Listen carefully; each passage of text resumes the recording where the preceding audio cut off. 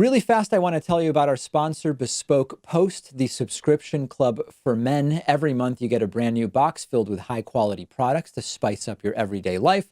In my box, I got a set of really high-quality beer glasses from Germany, as well as a beer growler made of amber glass designed to prevent sunlight from spoiling your beer. In another box, I got these really great handmade sunglasses that I'm wearing. Every month, you get totally new, unique gear worth more than what you're paying. No commitments. Customize your box every month. Send stuff back if you don't like it.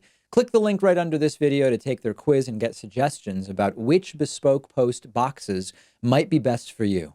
Okay, some pretty big news in the last 24 hours. The governor of New York, Andrew Cuomo, has signed a bill which would allow the release of Donald Trump's state tax returns from the state of New York, specifically to one or up to three different congressional committees. Now, there are some people who think this is the biggest deal in the world. There are Trumpists who are saying this is nothing. And the truth is that it's potentially a moderately big deal. Remember, this is not Donald Trump's federal taxes. This is his New York state taxes.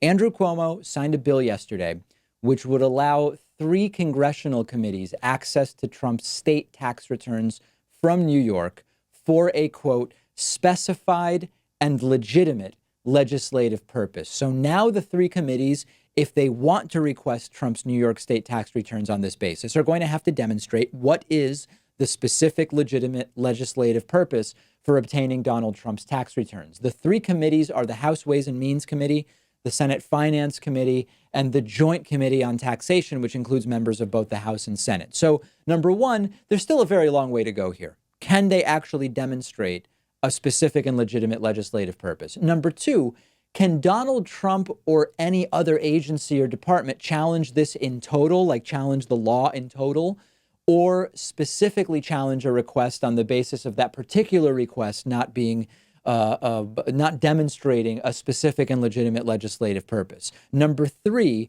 would the New York state tax return, if we were to see it, give us all or most of the same information as Trump's federal tax return? The answer to that is we wouldn't get everything from a New York state return that we would from a federal tax return, but we would get most of it. And I am interested in this, and I want to see Donald Trump's taxes.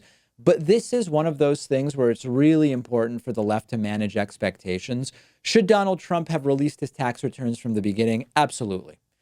Do we want to see Donald Trump's tax returns at this point in time, even this late in the game? Absolutely, we do. Are Trump's tax returns likely to reveal anything that would be a blockbuster in terms of either exposing criminality or affecting Donald Trump's reelection? It's not likely. It's just not likely. It could expose that Donald Trump is not as rich as he says, but his followers don't care. They'll find excuses. It might expose that Donald Trump pays very little in taxes, but his followers will say that makes him smart. That's the benefit of being in the Republican Party that wants taxes lower, lower, lower, no matter what the consequences, that if you find a way not to pay taxes, as Donald Trump may have successfully done for a long time, or pay very little in taxes, that's seen as a feature, not a bug, by the people you're trying to get to vote for you. And then lastly, Richard Neal, my old congressman from Massachusetts, who's the person who has to request the tax returns, so far has said he's not going to request them under this new law, that he's going to, I guess, keep working on getting the federal tax returns through some other means or something like that.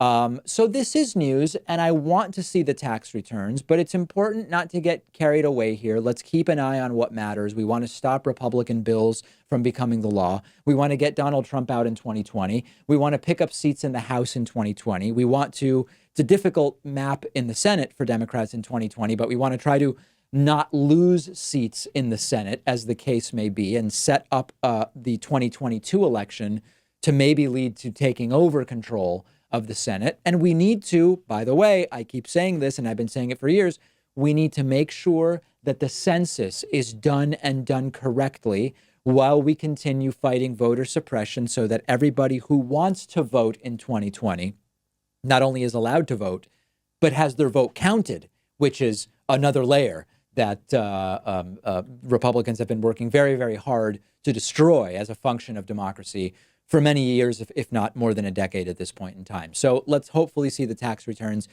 The tax returns are not going to be the blockbuster that maybe some believe. And much like If you were waiting around for the Mueller report to say, we have video of Trump and Putin personally colluding, you were waiting for something all along that was never going to happen. In the same way, if you're waiting for Trump's tax returns to be such a blockbuster bombshell that they lead to his removal or impeachment, I mean, it's just not going to happen.